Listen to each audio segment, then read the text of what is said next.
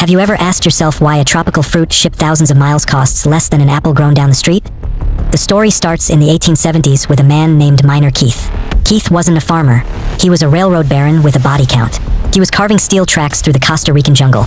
A project so brutal it claimed the lives of thousands of workers via malaria and exhaustion. To feed the survivors, Keith planted bananas along the rails.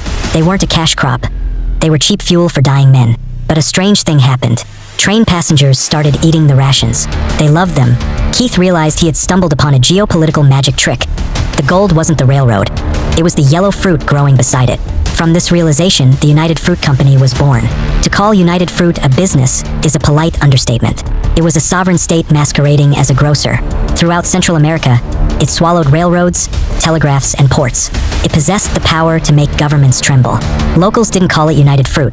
They whispered the name El Pulpo, the octopus, because its tentacles choked every aspect of life. Cheap fruit requires cheap labor, and El Pulpo was ruthless.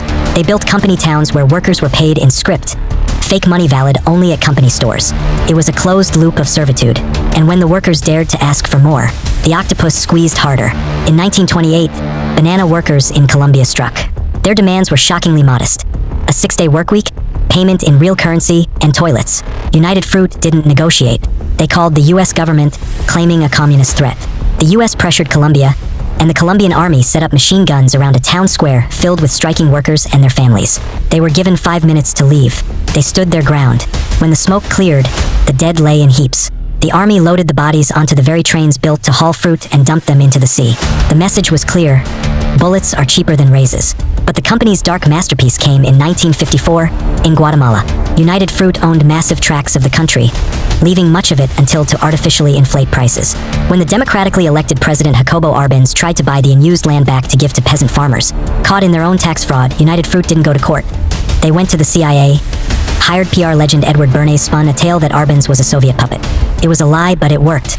The CIA orchestrated a violent coup, bombing the capital and installing a military dictatorship friendly to the banana trade. The result was a civil war that lasted decades and killed 200,000 people, all to keep the price of a snack down by a few cents. By the 1970s, the brand United Fruit was radioactive. So, like a fugitive getting plastic surgery, they rebranded. They adopted a cheery new name and a smiling mascot. But a new logo doesn't wash away history. Even in the modern era, the company has admitted to paying protection money to paramilitaries in Colombia. So, the next time you are in the produce aisle, look at that bright yellow fruit. Look at the cheerful little sticker. It isn't just branding. It is a seal over a history of coups, propaganda, and mass graves. The banana isn't cheap. It never was. You just aren't the one paying the full price.